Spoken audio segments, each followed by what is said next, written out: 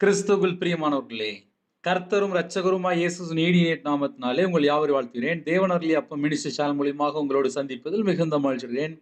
தினம்தோறும் இரவு நேரத்திலே பரிசுத்த வேதாகமத்திலிருந்து ஒரு பகுதியை நாம் தியானித்து நம்முடைய குடும்ப பாதுகாப்பிற்காக நாம் ஜெபித்து வருகிறோம். நீதிமொழிகள் 4ஆம் அதிகாரம் 18, 19 ஆகிய வசனங்கள்.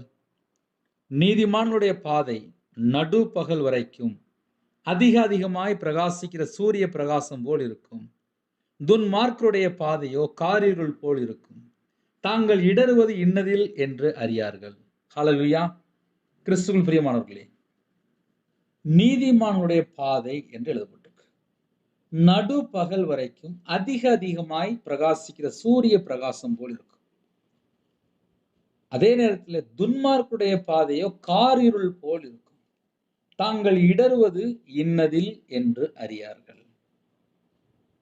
நாம் எல்லாருக்கும் தெரிந்த வசனம் தான்.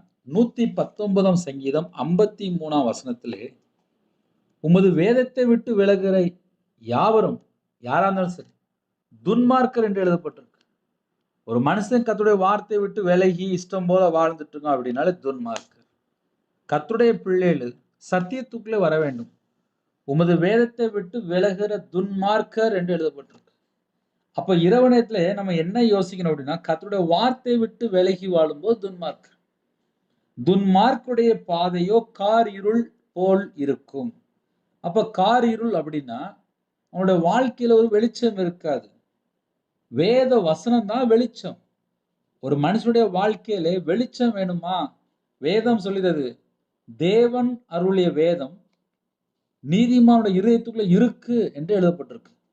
அப்ப நீதிமான்கள் யாரு அப்படின்னா, இரவும் பகலுமாக வேதத்தை வாசித்து தியானித்து நற்குணசாலியா இருக்கணும். வேதத்தின்படி வாழக்கூடிய பிள்ளைகளா இருக்கணும். இயேசு கிறிஸ்து ரத்தத்தினால கழுவப்பட்ட எல்லாருமே நீதிமான் தான். விசுவாசத்தினால நம்ம எல்லாரும் நீதிமானா மாற்றப்படுகிறோம். இன்னைக்கு கடைசி காலத்துல செல்போன் கையில இருக்கு. ஆனால் கையில பைபிள் எவ்வளவு நேரம் எடுத்து வாசிக்கிறாங்க? எவ்வளவு நேரம் வேதத்தை தியானிக்கிறாங்க? அதை நாம் சற்று ஆராய்ந்து பார்க்க வேண்டும். துன்மார்க்கருடைய பாதையோ காரிருள் போல் இருக்கும் என்று வேதம் சொல்லுது. ஒரு மனுஷன் துன்மார்க்கனா வாழ்றான் அப்படின்னா அவனோட வாழ்க்கை இருண்டு போன ஒரு வாழ்க்கை. தாங்கள் இடறுவது இன்னதில் என்று அறியார்கள்.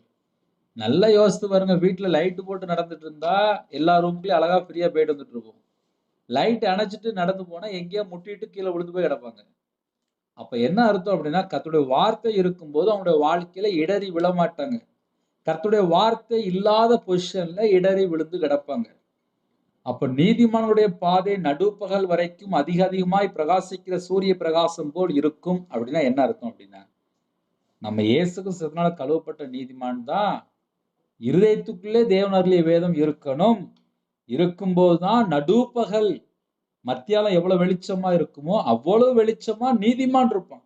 ஏன்னா நீதிமான் இருதயத்துக்குள்ளே தேவன் அருளிய வேதம் இருக்கு. அதிகமாய் பிரகாசிக்கிற சூரிய பிரகாசம் போல் இருப்பார்கள். அப்ப நம்ம வாழ்க்கையில நம்ம வெளிச்சமா இருக்கணும் அப்படின்னா வசனத்தை தியானிக்கிற பிள்ளைகளா மாறணும். சரி, நான் வசனத்தை வாசிக்காம நான் இஷ்டம் போல வாழ்ந்துட்டு இருக்கேன் அப்படின்னா துன்மார்க்குடைய பாதையோ காரிருள் போல் இருக்கும். 2 வசனமே நம்ம தியானிக்கும் போது நம்ம எப்படி வாழ்ந்துட்டு கொண்டிருக்கிறோம் என்பதை அறிந்து கொள்ள முடியும். ஏன்னா என்னுடைய வாழ்க்கையிலே நான் ரட்சிக்கப்படுகிற முன்னாடி கர்த்தருடைய வார்த்தையை விட்டு விலகி வாழும்போது மாந்திரியத்திலே விக்கிரத்திலே பலவிதமான உபத்திரத்துல கஷ்டப்பட்டிருக்கேன். கர்த்தருடைய வார்த்தைக்கு கீழ்ப்படியும் போது என்னென்ன நன்மைகள் 2யுமே நான் என் வாழ்க்கையில நான் பெற்றுக்கொண்டிருக்கேன். துன்மார்க்கனா வாழும்போது என் குடும்பத்துக்குள்ள சாபம் இருந்துச்சு. கர்த்தருடைய வார்த்தைக்கு கீழ்ப்படிந்து வாழும்போது ஆசீர்வாதம். இந்த இரவு நேரத்துல செய்தி என்ன பிரதர் அப்படின்னு சொல்லி ஒருவேளை நீங்க கேட்டாலும், ஒரு மனுஷன் துன்மார்க்கனா வாழ்ந்துட்டு இருக்கும்போது அந்த குடும்பத்திலே கர்த்தரின் சாபம் இருக்கிறது என்று வேதம் சொல்கிறது. ஒரு மனுஷன் நீதிமானா வாழும்போது அந்த குடும்பத்தை கர்த்தர் ஆசீர்வதிக்கிறார். இரவு நேரத்துக்கு ஜெபிப்போமா? எங்களை அதிகமாய் நேசிக்கிற அன்பு நிறைந்த பரிசுத்தமுள்ள நல்ல தகப்பனே, உம்மை நன்றியோடு துதிக்கிறோம் ராஜா.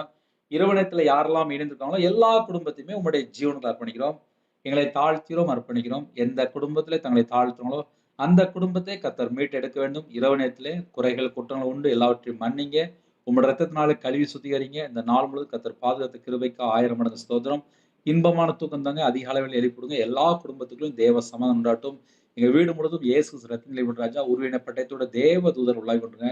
ஒவ்வொரு குடும்பத்தையும் கர்த்தர் ஆசீர்வதிங்க. பேர் பேராக ஆசீர்வதிங்க. நைட் நேரத்திலே எந்த சூழல் இணைந்திருக்காங்களோ எல்லாவற்றையும் கர்த்தர் மாற்றி ஆசீர்வதிங்க. உங்க நாமம் மகிமைப்படட்டும். உம்முடைய ஜீவனுக்களை தாழ்த்தி விடுகிறோம். துதி, கன, மகிமை எல்லாம் ஒருவருக்கே செலுத்துகிறோம். இயேசு கிறிஸ்துவின் பிதாவே, ஆமென். God bless you. Thanks for watching. Please subscribe our channel. Click the like and share. Click the bell. God bless you.